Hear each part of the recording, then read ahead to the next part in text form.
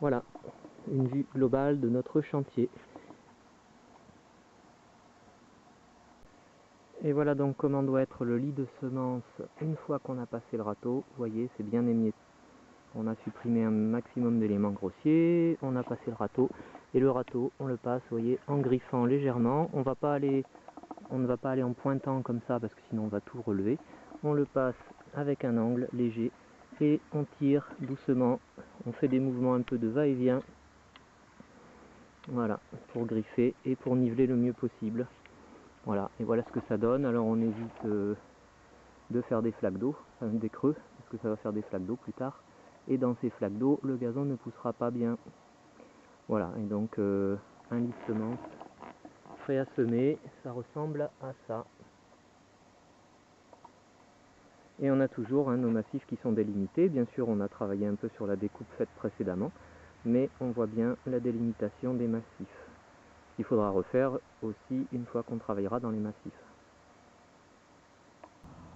Alors le lit de semences est terminé, il reste quelques petits coups de griffe, coups de râteau à donner légèrement, mais il y a toujours des traces de pas, des choses comme ça. C'est pas bien grave, ça va suffire. Et puis ce qu'on va réaliser maintenant, c'est matérialiser les bordures de nos massifs, ici, là, partout. On va faire ce qu'on appelle, on va matérialiser le filet.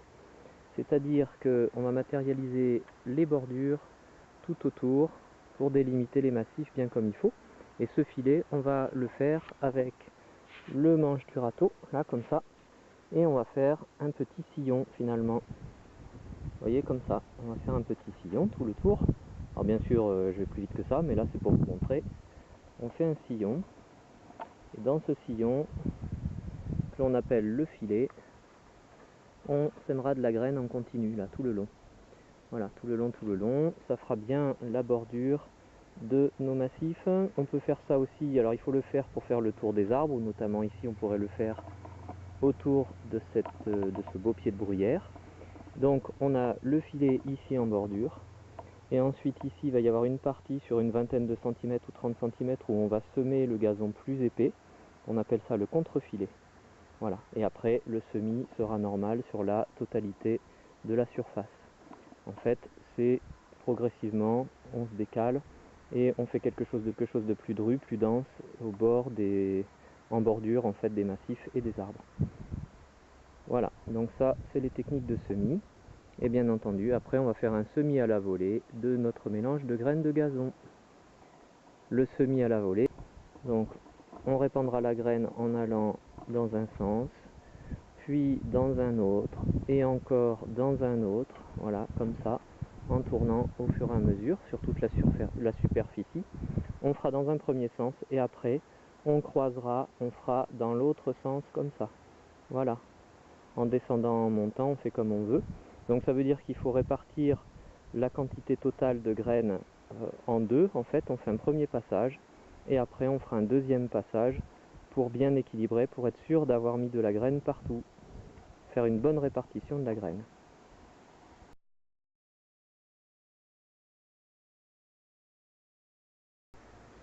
Alors en ce qui concerne le mélange de graines que je vais utiliser, moi j'ai eu le choix en fait. Et ce qui se passe surtout, c'est que j'ai environ 60 mètres carrés de surface. Et donc là, comme vous le voyez, selon les mélanges, si j'ajoute les deux, je suis à 75, mais une boîte seulement ne me suffisait pas. Donc plutôt d'acheter deux boîtes du même mélange de graines, j'ai choisi d'en utiliser deux différents. Et j'en ai un, le premier ici, que l'on appelle mélange de graines rustiques. On le trouve un petit peu couramment partout, vous voyez. Et son mélange, c'est du raiggras, de la fétuque rouge traçante et de la fétuque élevée, avec un pourcentage principal de raiggras. Voilà. Et on a un autre mélange que j'ai choisi aussi qui s'appelle mélange bord de mer. Donc il est plus fait pour avoir une bonne résistance à la sécheresse, au sec, aux embruns, mais ici on n'en a pas, mais enfin au sol un petit peu compliqué et aux conditions climatiques compliquées. Là encore il y a du raiggras, mais il y en a beaucoup moins, il n'y en a que 20%. Et j'ai surtout de la fétuque rouge demi-traçante ici. Et celle-ci est très intéressante parce qu'elle a un bon comportement estival pendant la période de sécheresse. Et enfin de la fétuque élevée aussi, comme pour l'autre mélange. L'intérêt, c'est que moi, comme j'ai pas l'intention d'arroser ce gazon, il va falloir qu'il soit composé d'un mélange plutôt de fétuque pour que ça résiste bien l'été. Alors par contre, l'hiver sera peut-être pas un bon aspect, mais enfin, en tout cas, en été, ça devrait aller. Et puis le régras, bon, ça a une bonne pérennité. Voilà, après les mélanges que l'on fait, c'est chacun qui choisit. La plupart du temps, effectivement, ils sont préconçus.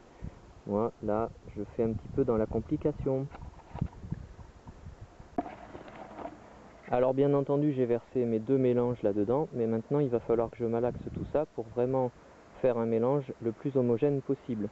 Pour malaxer, bah, voilà, c'est pas compliqué. Je prends la main, alors il y a de la poussière, mais je secoue, je remue dans tous les sens. Voilà, je vais le faire plusieurs fois pour rendre bien ce mélange homogène.